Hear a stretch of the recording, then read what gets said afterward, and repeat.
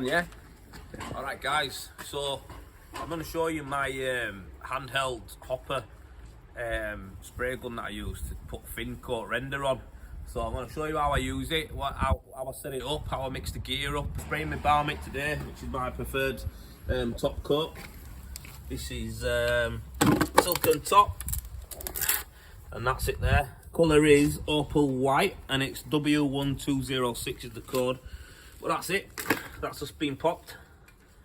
That's how she comes. So I'm going to show you how I mix it up, but I'm going to show you my equipment first. So let's go up here. Then while just finishing off the steps here for the customer, while he's doing the taping up.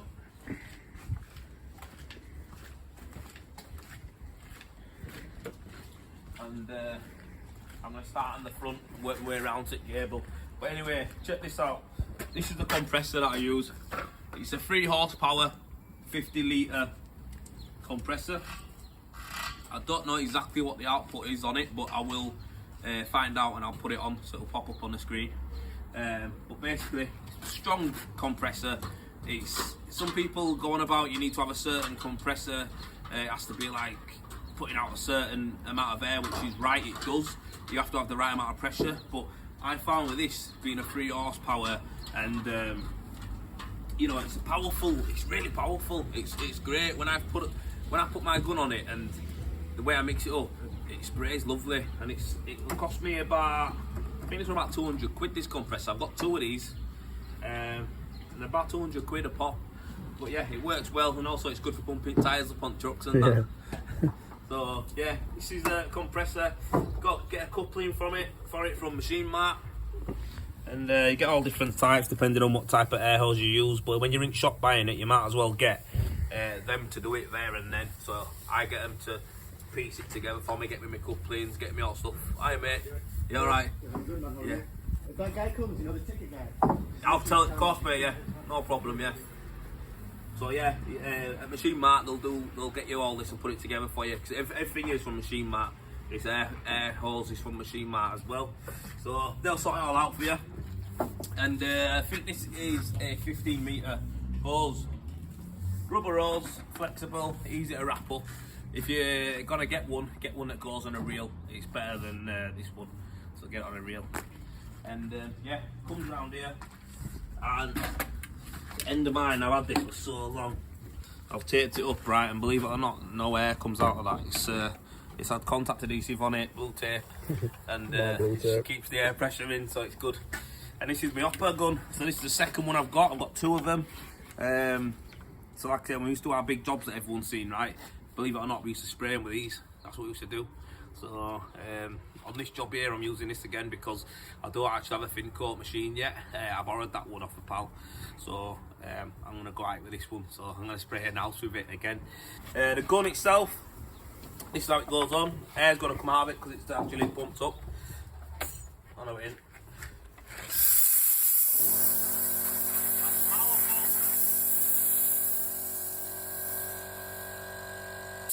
Right, turn it off. It's up to the top. So anyway, with this, right, I'll talk through the gun quickly.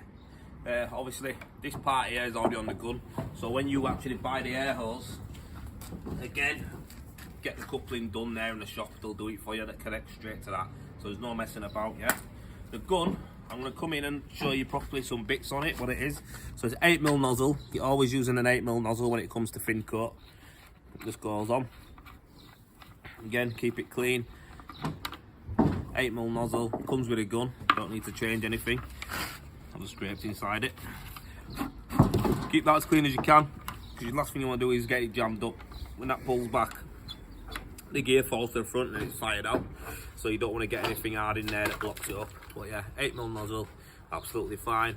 And then how it works is it's gravity fed. So you put material in the top and it drops down to this chamber, falls to the front, pull the trigger, gear goes to the front and it flies out. That's it. So the air's always on. The air don't go off unless you turn it off using this nozzle here, this switch here, sorry. So obviously the further out you have it, the more air is released through the gun. The more you close it up, the tighter it is. Yeah, go on. Sorry, buddy. You have a Phillips on you? Yeah, of course. Go in that tool bag on there, mate. Get anything you want out. Alright, yeah. So So yeah, that's it. When you pull that, the air's always on, and the gear falls to the front, it fires through. Again, with this back one here, you can alter the gun of how far back the trigger goes, so you can have more gear going out or less gear going out.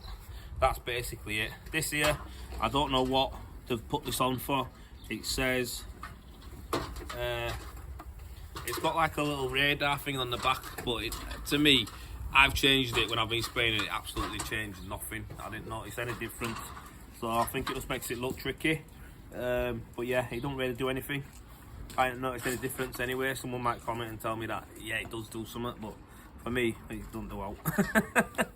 But yeah, it's quite a decent capacity in there, really. You can get quite a lot of gear in it. I tend not to fill it up loads because it can kill your arm off.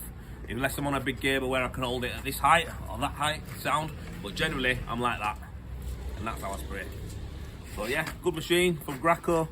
I'll put a link down below of where you can actually buy this from. There's a place in Leeds where I get mine from, and the proper sound, I think they're called Spray Plant, and I'll put a link down below anyway, you can find them on there. But yeah, right, I'm gonna get rigged up, mate, and get spraying. Right, it's recording. Spin it round. So right, check this out. The amount of water you're meant to put in is about 500 to 600 mil for us. That's what we do, 500 to 600 mil. Basically 2 of them cups. That's about 300 mil. That 330 mil. No more than a can of Coke. So 2 of them. Like we're proper professional here. We just like to use the right coffee cups, recyclable, biodegradable cups. But really, we should have a measuring jug. But yeah. Last we're using it for baking. I'm lying, she don't bake. But we drink coffee every day, so yeah. 2 of them and a little bit more is what I like to put in. And I'll show you how we mix it. So when you put it in, you pour it in straight on top, don't have to worry about it. And I start off mixing slow. We need 6 minutes of mixing, not 5, not 4, 6. So set a timer. I ain't set a timer, but I checked the time and it was 9:45 when I started mixing. So obviously at 51 minutes I'm going to stop. And what it is, I started slow just to get into it, and then I crank up the volume on the mixer and have it on top blast, and I just whip it through for the last 2 or 3 minutes on that. And what it is you want to aim for, I found this is what makes me realise that the gear's getting to where it should be. People just mix 2 minutes, think it's done. It's not done. This is all silicone based, man. It all comes together into tight knots, and that's what it's meant to do. The technology, it sticks together, binds together when it's set. So you have to knock it back up to get to a workable point. So if you don't mix it properly, going through your hopper, or even on your Eurowares or your Easy 24s, you'll find that you'll get clumps of silicone that's still ain't broken down, and it'll block up your gun, and you just have a nightmare. You're constantly unjamming it and all that. So mix it up properly. We found the optimum time is 6 minutes of mixing, not 5, 6. So anyway, you mix it up, and this is one thing that I found, right, to show us when we're mixing it right. The volume in the tub, when it's broken up, right, the volume when you're mixing it comes up to the brim. That's where it goes to. So it doesn't overflow, but it gets to the point where you think it's going to overflow. That's why I know the silicone start to break down properly, and it's giving more volume and more space. It's not cramped together. Do you know what I mean? So that's what I found. You found that as well, though? Yeah. When it starts breaking down, it separates it up. Yeah. The volume, it looks like there's more in tub. The more in tub. Nearly overflows, and it just sits across the rim, doesn't it? Sits across the, that's when you know, yeah, it's breaking down properly and it's separating how you want it to separate. Just a little tip for you to look out for. So I've got it on full whack, and I'll show you.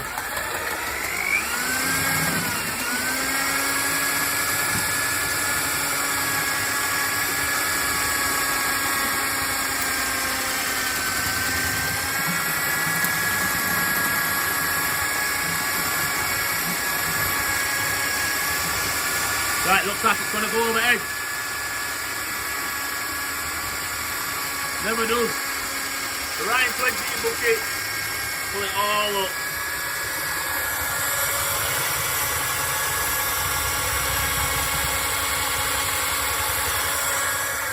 I'm happy with that. Probably about 7 or 8 minutes there.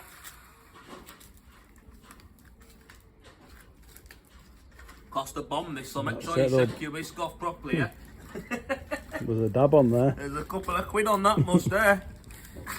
And like I say, I'm going to be peppering this, so I'm not too asked about cleaning it. I'll go through this tub in no time. Just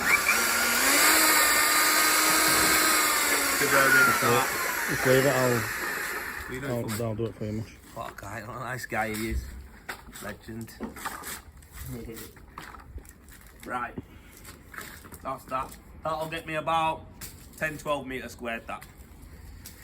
I don't tin it says 10, but I found it goes a little bit further. So, lid, and I'm not tight either. I think they do it just to cover the send, don't they? Yeah. But I'm not tight with gear, me. If it needs 2 passes, I'll get 2 passes from me, mate. I want to make sure it's done right. So, lid on, you don't want to drop it.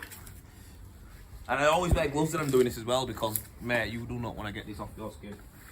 Important things. Tub, your brew, gauger. Yeah. Sorted, yeah? Alright, mate, no problem.